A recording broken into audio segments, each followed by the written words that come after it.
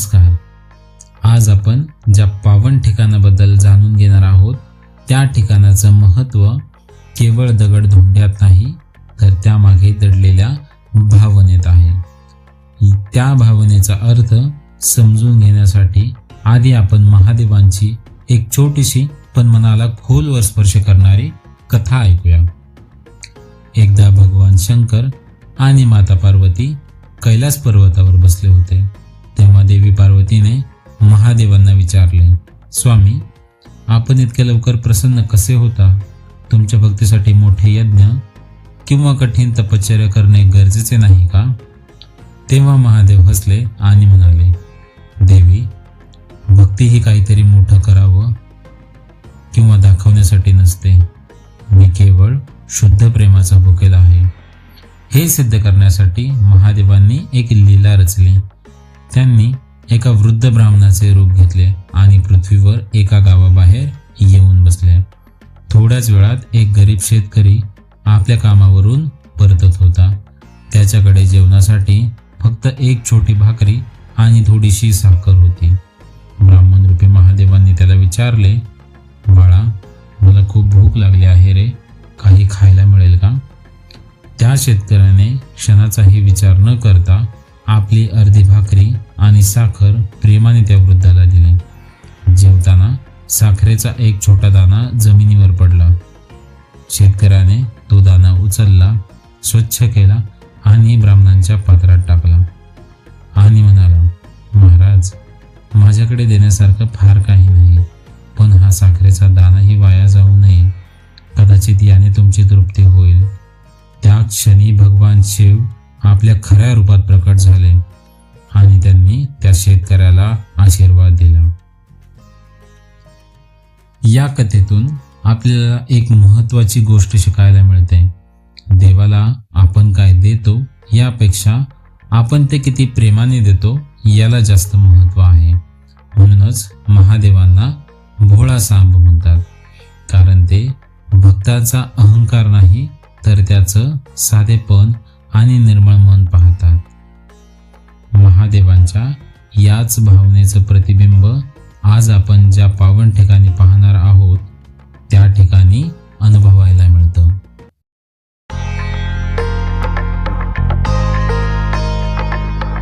नमस्कार. पावन भारत या यूट्यूब चॅनलमध्ये आपल्या सर्वांचे स्वागत. तर जशा प्रकारे तुम्हाला माहितीच आहे, आपल्या भारताची परंपरा, प्राचीन मंदिरे, गड किल्ले, पर्यटन स्थळे या सर्वांविषयी लोकांपर्यंत माहिती पोहोचावी यासाठी आम्ही हे चॅनल सुरू केलेलं आहे. त्याचा आजचा पहिलाच दिवस. आज आम्ही अशा एका कमी परिचित मंदिरात आलेलो आहोत जिथे लोकांना या मंदिराविषयी जास्त माहिती नाहीये. तर या मंदिराविषयी जाणून घेण्यासाठी हा व्हिडिओ पूर्ण बघा आणि आमच्या पावन भारत या चॅनल सोबत जोडून राहा. काही ठिकाणं अशी असतात जिथे फार काही सांगावं लागत नाही, शांतता स्वतःच बोलते. पुण्याजवळ असंच एक गाव आहे. ते पावन ठिकाण म्हणजे थेऊर येथील शिव मंदिर. आज आपण या मंदिराचा इतिहास, येथील शैव परंपरा आणि येथील शांतता या सर्व गोष्टी समजून घेणार आहोत. हे मंदिर पुणे जिल्ह्यातील थेऊर गावात मुळा मुठा नदीच्या काठावर वसलेले आहे. अष्टविनायक चिंतामणी गणपती मंदिराजवळ हे शिव मंदिर वसलेले आहे. गर्दीपासून थोडस दूर, त्यामुळे इथे शांतता लगेच जाणवते. हेच ते थेऊर येथील प्राचीन शिव मंदिर.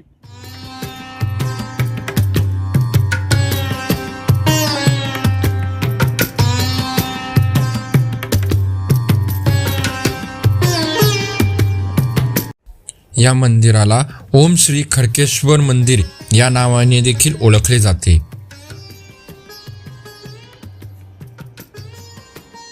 यशवंतराव सहकारी साखर कारखाना थेऊर, तालुका हवेली हे या मंदिराचे संचालक मंडळ असून या मंदिरापासून अगदी जवळच हा साखर कारखाना आपल्याला पाहायला मिळेल.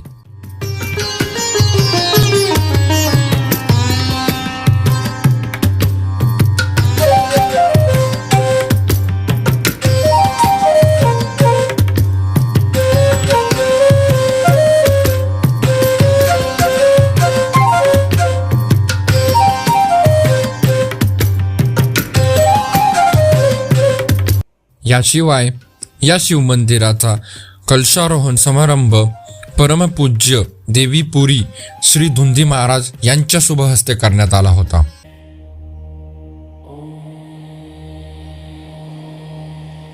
मुळा मोठ्या नदीच्या सानिध्यात असल्यामुळे या मंदिराला शैव परंपरेत विशेष महत्व आहे.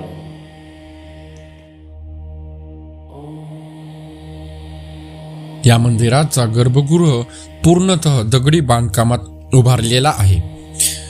प्राचीन काळात ज्या पद्धतीने मोठे मोठे दगड आकार देऊन एकमेकात बसवले जायचे त्याच पारंपरिक तंत्राचा इथे वापर केलेला आपल्याला दिसून येतो.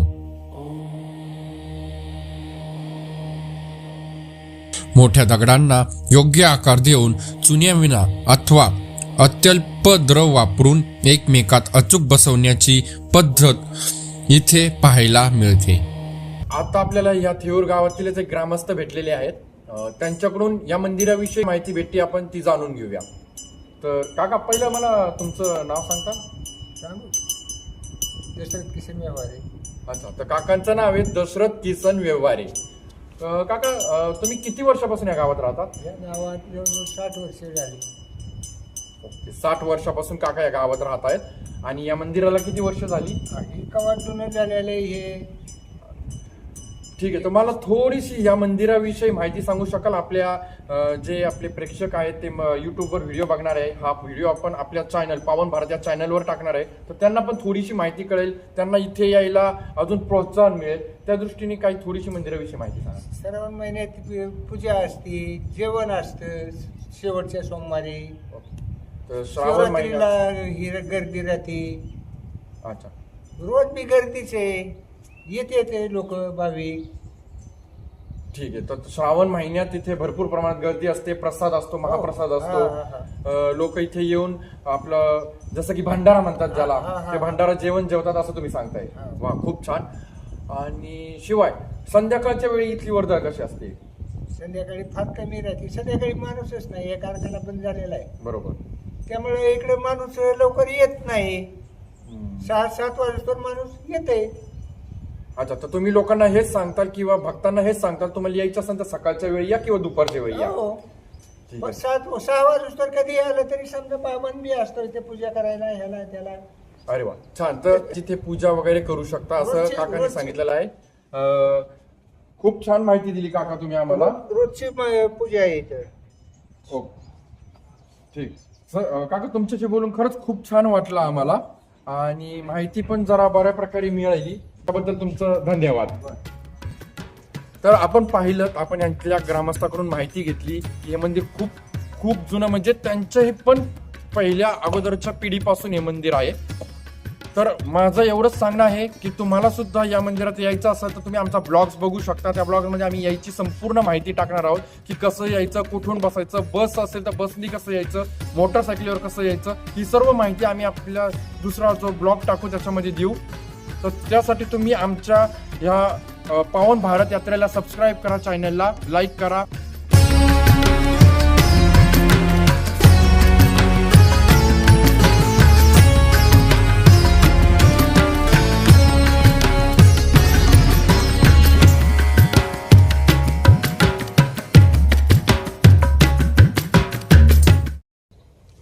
तर आपण दशरथ व्यवहारे यांच्याशी चर्चा केलीच. त्यांनी थोडीफार माहिती दिली की श्रावण महिन्यात तिथे भरपूर प्रमाणात गर्दी असते, भंडारा असतो. अजून एक ग्रामस्थ आपल्याला इथे भेटलेले आहेत, त्यांच्याकडे माहिती भेटली, आपण ती घेऊया. काका, तुमचं नाव सांगाल का? माझं नाव गोगोबाकी सुकुंबा. तर काका, आम्हाला सांगा महादेवाविषयी माहिती थोडीशी, की हे मंदिराचा काय इतिहास आहे, इथील एखादी कथा तुम्हाला माहिती असेल तर ती कथा आम्हाला सांगा. असं आहे, ज्यावेळेला काकाने डेव्हलप चाललं होतं, ते आले असता सुगम गुडत होते. तर सुगम गुडत असताना ते आपले आज तर लोक सांगत होते तुम्ही मागं पळा मागं पळा मागं पळा. ते आपले ते देवाकडे चालले, तर त्याच वेळेला एक सर्प उभा राहिला, नाग. आणि त्याने काय केलं तर ते चोकडं दगड पडले, पण त्यांच्या अंगावर थोडीसुद्धा कातळ उडत नाही. त्यामुळे त्याला एक असं म्हणतात ना, चमत्काराशिवाय नमस्कार नाही. बरोबर. तसाच देवाचा चमत्कार आल्यामुळं त्यांनी लगेच तात्काळ दुसऱ्या दिवशी ते बांधकामाला सुरुवात केली. आणि जुनं मंदिर लहानसं होतं, ते आता व्यवस्थित बांधून घेतले, मंडप बिंडप तयार केलेलं आहे. अरे वा, छान, खूपच छान. त्यांना नाग दिसला, त्याच्यातून त्यांनी हे मंदिर पुढे वाढवलं आणि मोठं केलं. म्हणजे आपण बघू शकता खरंच देवाची लीला कशी असते. जो व्यक्ती देवाला मानत नव्हता त्याच्याकडूनच ते मंदिर देवानी स्वतः बांधून घेतलं. तुम्ही पाहू शकता या मंदिराला भव्य असा सभा मंडप लाभलेला आहे. परंतु भव्यतेपेक्षा हे मंदिर शांततेसाठी जास्त ओळखलं जातं. कारण इथे आल्यानंतर इथली शांतता, पक्ष्यांचा किलबिलाट आणि हे मनमोहक मंदिर मनाला अगदी आनंद देऊन जातं. याशिवाय इथे येताना फार अपेक्षा ठेवून येऊ नका, पण जाताना तुमचे मन शांत आणि आनंदी नक्की होईल याची खात्री आहे.